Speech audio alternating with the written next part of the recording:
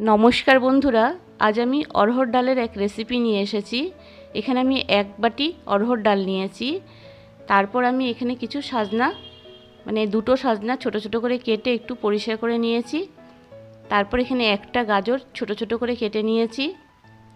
तारपर एखाने एकटा कोयाशेर हाफ कोयाश आमी छोटो छोटो करे गाजरेर मतो करे केटे नियेछि। तारपर एकटा टमेटो कुचि करे नियेछि। आमी এই 2 ঘন্টার জন্য এই অরহর ডালটা জলে ভিজিয়ে রেখেছিলাম। তারপর ডালটা কুকারে নুন দিয়ে একটু সেদ্ধ করে নিয়েছি। ডালটা সেদ্ধ করে নেওয়ার পর ডালটা একটু ঘন লাগছে আমার কাছে, সেই জন্য একটু গরম জল ব্যবহার করে ডালটা একটু পাতলা করে নেব।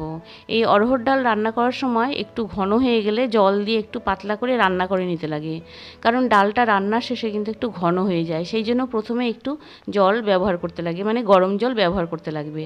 আমি গরম জলটা দিয়ে ডালটা একটু ফুটিয়ে নিলাম 2-3 মিনিটের জন্য।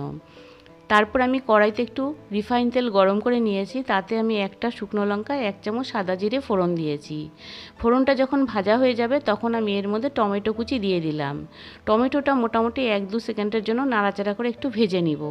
টমেটো যখন ভাজা হয়ে যাবে তখন আমি এর মধ্যে আগের থেকে কেটে রাখা কোয়াশ, গাজর আর সজনে ডাঁটা একসাথে দিয়ে দিলাম। সজনে ডাঁটা, কোয়াশ, গাজরটা দেওয়ার পর আমি এর মধ্যে এখানে 4টা কাঁচা লঙ্কা ছোটো ছোটো করে কেটে দিয়ে দিয়েছি। এই কাঁচা লঙ্কাটা দিয়ে খালি তেলেই সব সবজির সাথে একটু নেড়েচেড়ে 2-3 মিনিটের জন্য একটু ভেজে নেব। তারপর সবজিটা হালকা করে ভেজে নেওয়ার পর আমি এর মধ্যে স্বাদ অনুযায়ী 1 চামচ নুন দিলাম আর হাফ চামচ একটু হলুদের গুঁড়ো দিয়ে দিচ্ছি। এবার নুন হলুদটা দিয়ে এই সবজিটা ভালো করে একটু ভেজে নিব। সবজিটা ভাজা করার সময় একটুখানি জল দিব। জলটা দিয়ে একটা ঢাকা চাপা দিয়ে সবজিটা একটু ভেজে নিব আর একটু সেদ্ধ করে নরম করে নিব। এই ঢাকনাটা আমি দিয়ে মোটামুটি 4-5 মিনিটের জন্য তরকারিটা একটু সেদ্ধ করে নিচ্ছি। এবার আমি 5 মিনিট পর ঢাকনাটা তুলে নিলাম। সবজির থেকে একটু জল বেরিয়েছে আর আগে একটু জল দিয়েছি, তার জন্য একটু সবজিতে জল আছে। এই জলটা একটু শুকিয়ে নিতে লাগবে। আর সব সবজিগুলো একটু সেদ্ধ হয়ে গেছে।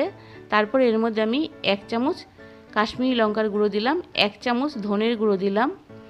তারপর আমি এর মধ্যে একটা সিক্রেট মশলা দিচ্ছি। এই মশলাটা কিন্তু আমি এখন বলবো না, রান্নার শেষে বলবো আমি কি মশলা দিয়েছি।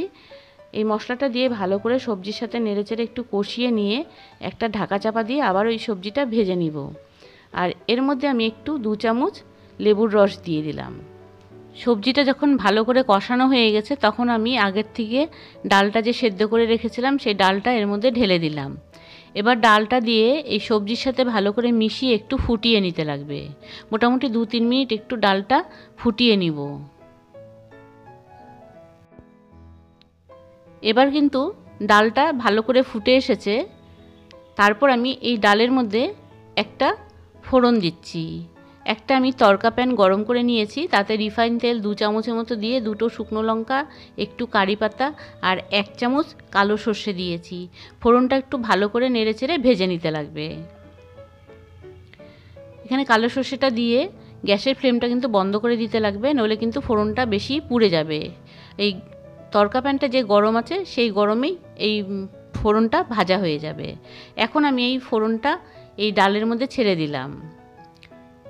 বন্ধুরা, আমি কিন্তু আগে একটু সময় বলেছিলাম যে আমি একটা সিক্রেট মশলা দিচ্ছি। আমি কিন্তু একটা সিক্রেট মশলা দিয়েছি, সেটা হলো সাম্বার মশলা। আজকের এই ডাল রান্না কিন্তু এখানেই হয়ে গেছে। এই ডালটা দিয়ে ভাত বা রুটি বা ধোসা বা ইডলির সাথে খেতে কিন্তু খুবই ভালো লাগবে। এই ডালটা কিন্তু অবশ্যই খাবেন এই সাজনার সিজনে। এইরকম অরহর ডাল গরম গরম ভাতের সাথে কিন্তু খেতে খুবই ভালো লাগে। এই রান্নাটা কিন্তু খুবই সহজ। আশা করছি আপনাদের কাছে এই রেসিপিটা ভালো লেগেছে। যদি ভালো লাগে তবে কিন্তু বন্ধুরা একটা কমেন্ট করতে ভুলবেন না।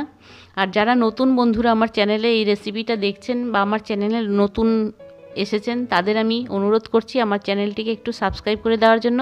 বন্ধুরা, আপনারা ভালো থাকবেন, সুস্থ থাকবেন। ধন্যবাদ বন্ধুরা, এই সম্পূর্ণ ভিডিওটা দেখার জন্য আর এতক্ষণ সময় আমার সাথে থাকার জন্য ধন্যবাদ। এই রেসিপিটা কিন্তু অবশ্যই একটু রান্না করে খেয়ে দেখবেন, খুব ভালো লাগবে।